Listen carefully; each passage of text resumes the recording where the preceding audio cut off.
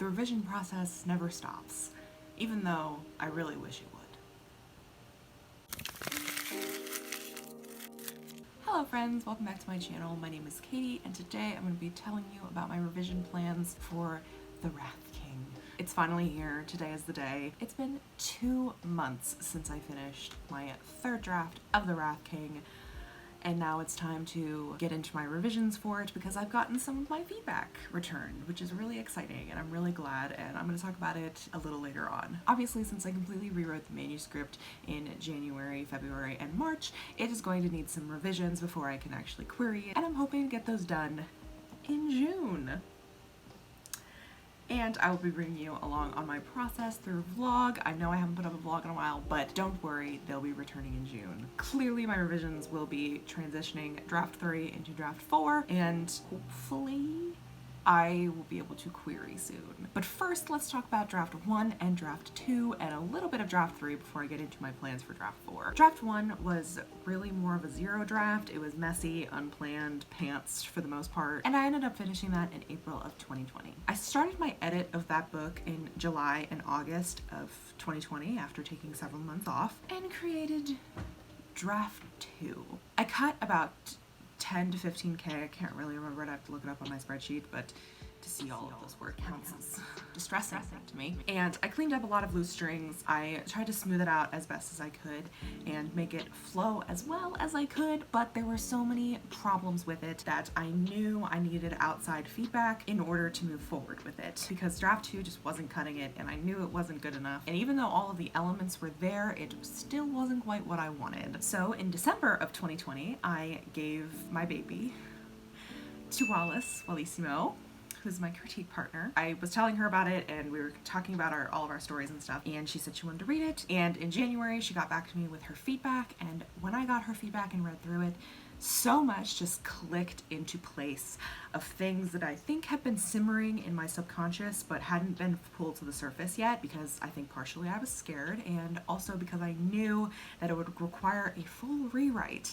and I was correct. Honestly, I could have probably instituted all of my changes that I wanted to make with only rewriting one of the POVs, but honestly it would have taken so much more time, effort, and brain power than just rewriting the whole thing from scratch essentially. So I basically decided I was going to do an entire rewrite, and after I got her feedback, I started to make this plan for what I wanted to do with the Wrath King. I cut a POV, which still breaks my heart that I could not include her POV, but it's fine. I changed another one to a different character and revised that character's history and made it a lot more interesting and juicy. And with the help of Wallace on a 7-hour discussion of the Wrath King, came up with an outline that I could use for when I jumped into drafting again. Then I started drafting, and thus draft 3 was born and completed on March 15th, and then I sent it out to betas. And so I had to twiddle my thumbs and sit anxiously and wait for feedback to return. And now some of the feedback is returned, and I'm really excited to dive into revisions on it. I still have a lot of work to do on the book, and there's so much that I have to get done with it. So what was the point of draft 3 if I still have so much fucking work to do on it? Well, the point of draft 3, and the reason I sent it to beta readers, was to gauge how the story had progressed and had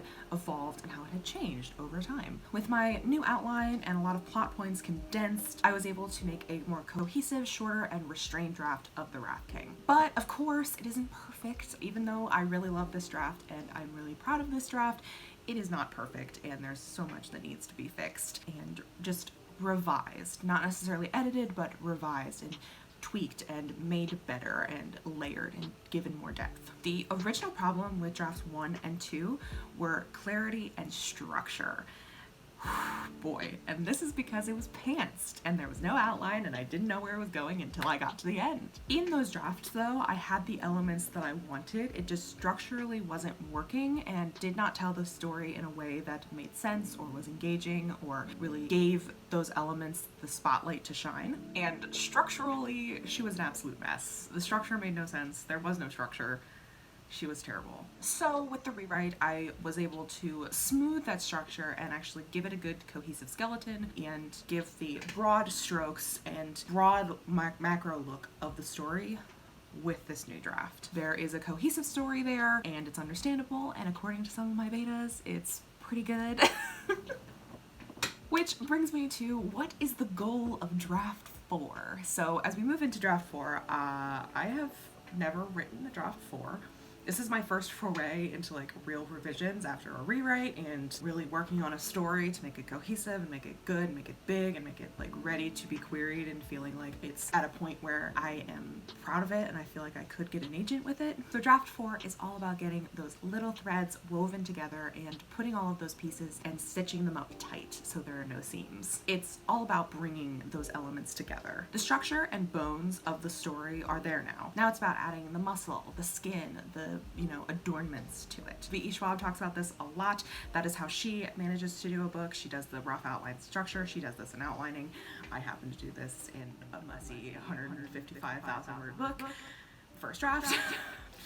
So these layers are really what is going to make it ready for me to feel like I can query it. This is still a lot of work, a lot of tinkering, a lot of interwoven things that are a little bit harder than just straight up writing, at least in my opinion, because I'm a drafter by heart. But I really think the skeleton of the book is solid, and so much of the skeleton and muscle even is already there and already ready to show the story, and it's really just about polishing it. So what actually was wrong with draft 3? I'm going to talk about what I'm actually going to be revising to create draft 4.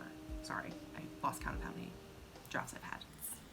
So many. There were several problems that I knew about going into actually rewriting that I knew I would not be able to fully address as I was writing, because I was really focusing on the structure and the characters and getting the story to be a story. These are important elements, of course, but they are not really the bones yet, and I really needed to work on getting the actual story structure figured out so that I could actually put these layers on top of it. Otherwise, it just would not make sense, and it was easier for my brain to just kind of keep these elements in mind to try to put the seedlings of them in there, but I know I missed a few, and I know I need to go back and I need to encourage them to grow.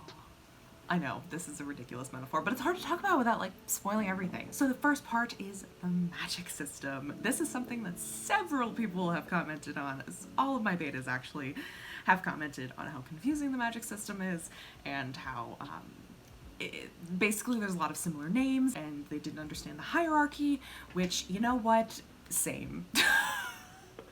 Part of this is easily fixable because two of the names that were really confusing and I think bogged down a lot of the magical elements are the two religious houses, the two religious sects, cults, whatever you want to call them. And this was really easily fixable because these were always placeholder names. I just had not come up with actual titles for these yet. They were originally called the House of Red and the House of Silver. I can tell you this now because they're no longer their names.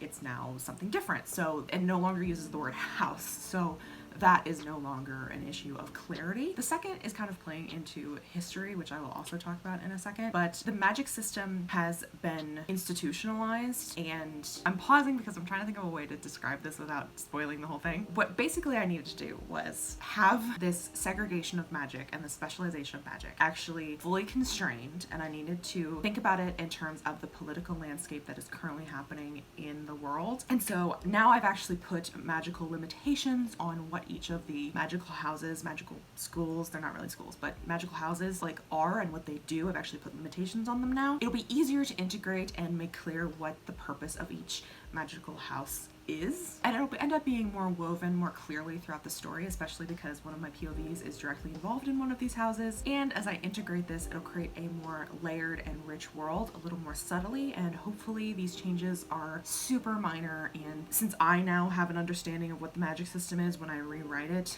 or I rework parts, I have that kind of in mind so I can really integrate the pieces that I need to integrate because I actually know what I'm doing. Does that make sense? Hopefully that makes sense. Oh boy. The next two problems are the biggest problems, and they both kind of deal with history. First is the context of the Civil War that ravaged the country before the events of the first book. The war has been plaguing the country for 7 years.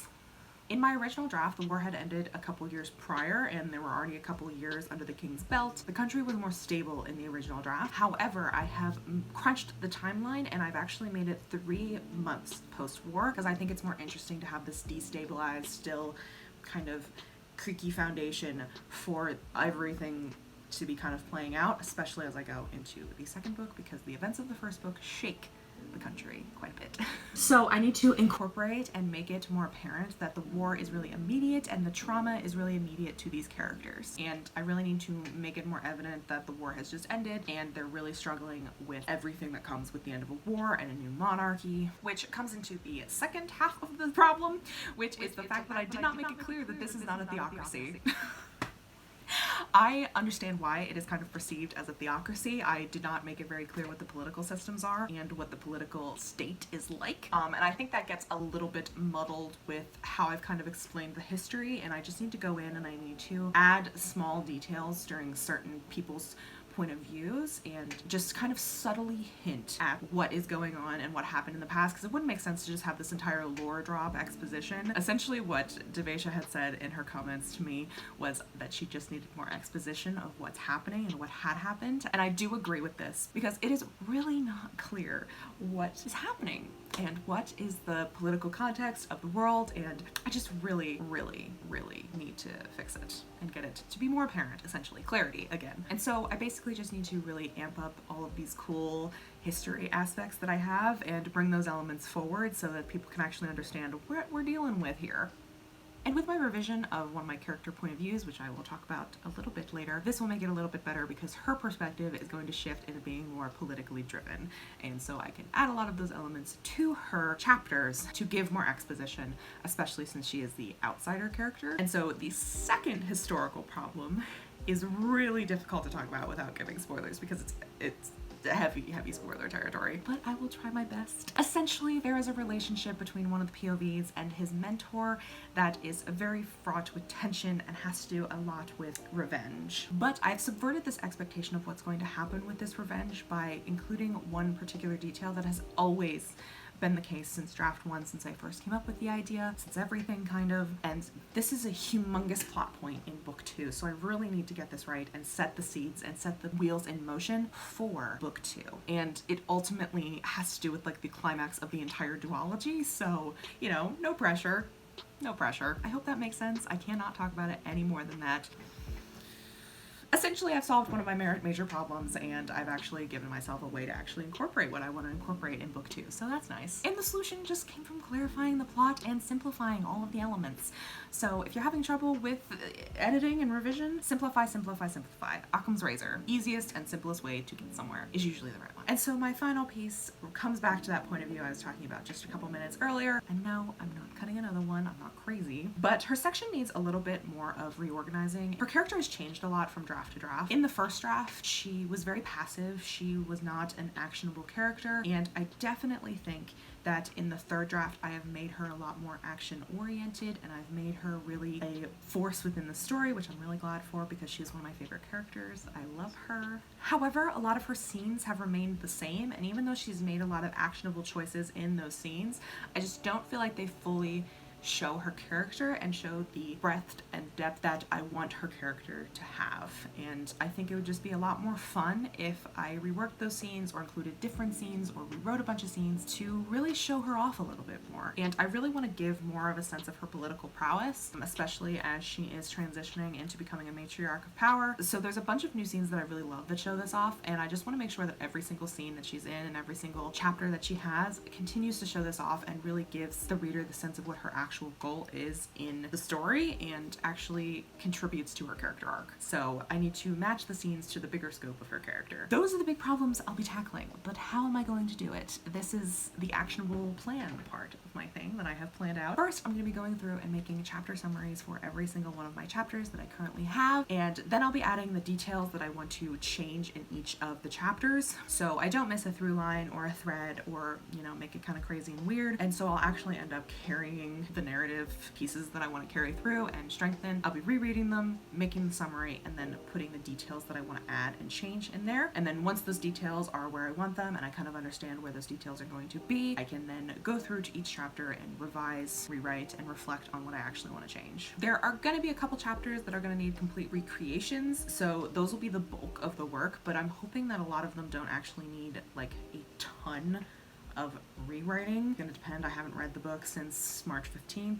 and I'll be working linearly, so I don't confuse myself because I'm easily confused. I'm hoping this will take me about the first 2 weeks of June. Then I'll let it rest once I finish, and I will work on my query, my synopsis, and my sample pages for my querying journey that I'll be going on. And then probably in the last week or last couple days of June, I will go through and line edit. Hopefully in July, I'll be able to send off my queries. And hopefully she'll be ready. She'll be done, hopefully. We'll see, I don't know. Those are the changes and my method and my madness for what's going to be happening as I revise draft 4, as well as like a little summary and history of what was the original problem, because I realized I kind of didn't really talk about what the problem was and what my revision was before. We'll see if this worked. I'll definitely be documenting and vlogging my experience as I work and showing you how I'm doing. So if you guys enjoyed this video, I'd really appreciate it if you gave me a thumbs up down below. It really helps and supports my channel. If you want to see more of my rambling face and follow me throughout this revision journey, you can click subscribe. I have tons of content coming, and I post every single Thursday, so you're not going to want to miss those. Thank you guys so much for watching, and I will see you in the next one. Bye!